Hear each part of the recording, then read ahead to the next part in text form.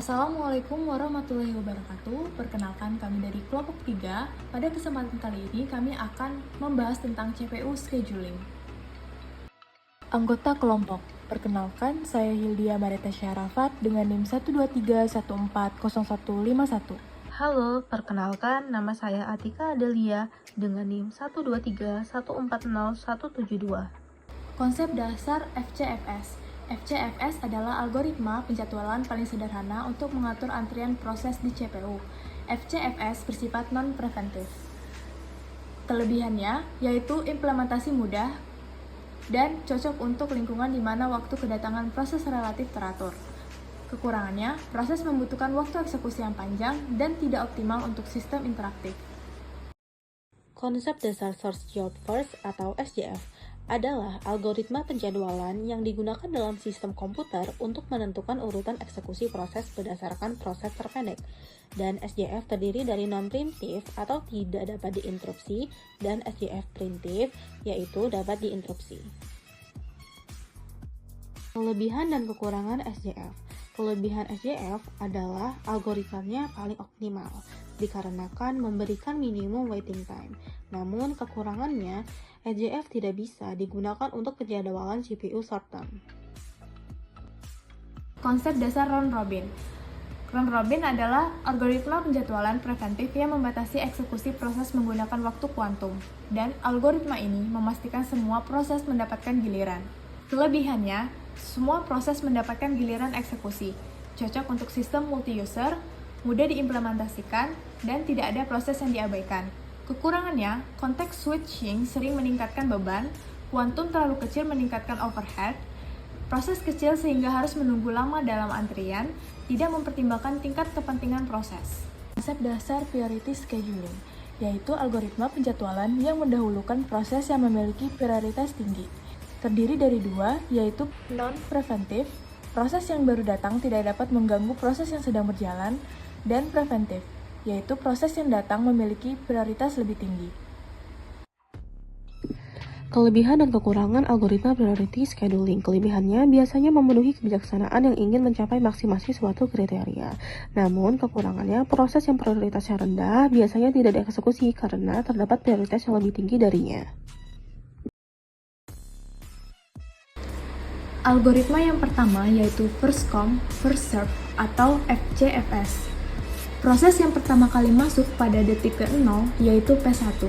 Algoritma ini menyelesaikan satu persatu jenis proses P yang pertama kali masuk.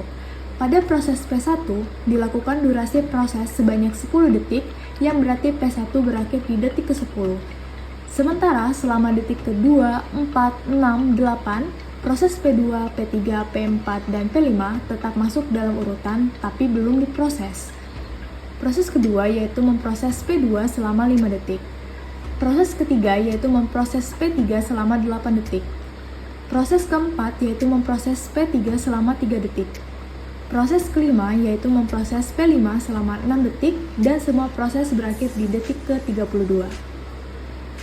Untuk menentukan RT, yaitu merupakan waktu dari saat proses tiba di sistem hingga pertama kali mulai dieksekusi. Sedangkan menentukan WT, yaitu total waktu yang dihabiskan proses dalam antrian menunggu untuk dieksekusi. Lalu menentukan turnaround time, yaitu dengan menambahkan WT dan durasi proses.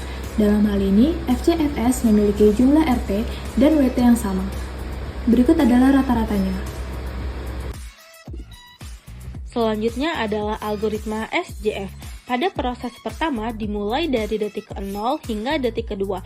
Pada detik ke-0 masuklah P1, lalu pada detik kedua masuklah P2 dan langsung dieksekusi. Lalu pada proses kedua dimulai dari detik kedua hingga detik ke-7, yang mana di situ mengeksekusi P2 hingga habis. Pada detik ke-4 tersebut masuklah P3 dan detik ke-6 masuklah P4.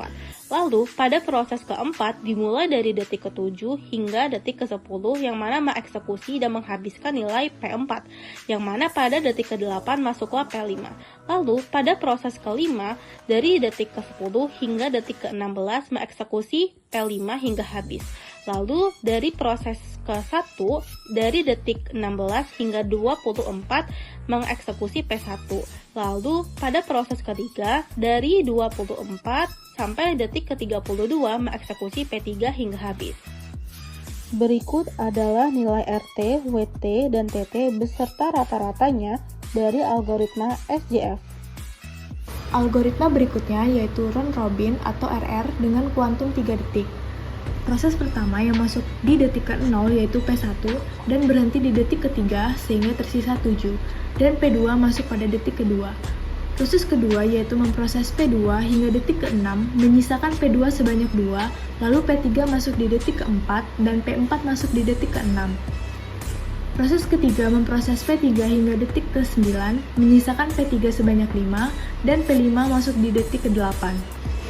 Proses keempat yaitu memproses P1 hingga detik ke-12 dan P1 tersisa sejumlah 4. Proses kelima yaitu memproses P4 hingga detik ke-15 dan P4 habis.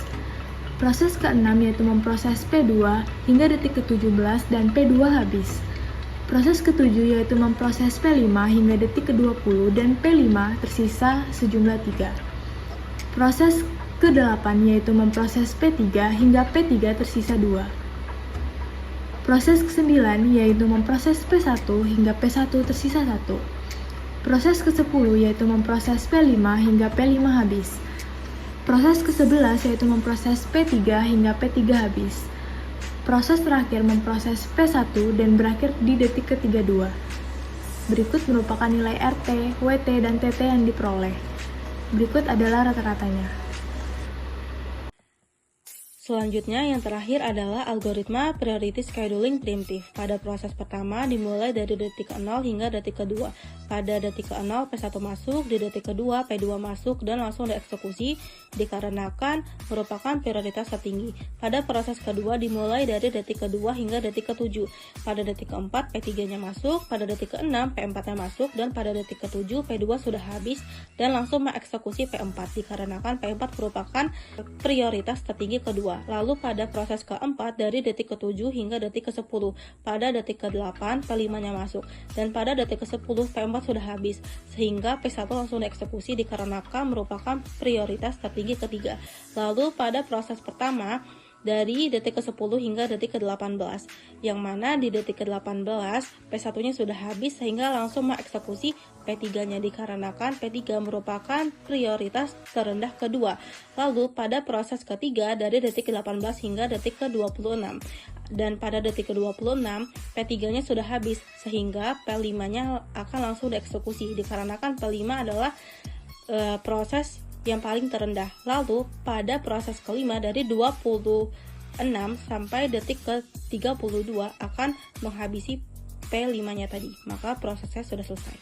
Berikut adalah nilai RT, WT, dan TT beserta rata-ratanya dari algoritma priority scheduling. Perbandingan performa antar algoritma berdasarkan waiting list dan turnaround time. Berdasarkan tabel di samping, dapat dijelaskan bahwa turnaround time terminimum dan waiting list terminimum terdapat pada algoritma SJF, dan turnaround termaksimum dan waiting list termaksimum terdapat pada round robin. Jadi terbukti bahwa SJF memiliki waiting list teroptimal dikarenakan waiting listnya terminimum. Kesimpulannya adalah CPU scheduling adalah mekanisme penting dalam sistem operasi untuk mengatur eksekusi proses secara efisien. Contohnya seperti FCFS, SJF, RR, dan priority scheduling, yang mana dirancang untuk memenuhi kebutuhan yang berbeda-beda. Setiap algoritmanya pasti memiliki kelebihan dan kekurangan, dan pemilihan algoritma yang tepat akan bergantung pada karakteristik beban kerja dan tujuan sistem tersebut. Sekian dari kami, mohon maaf apabila ada kesalahan. Kami akhiri, wassalamualaikum warahmatullahi wabarakatuh.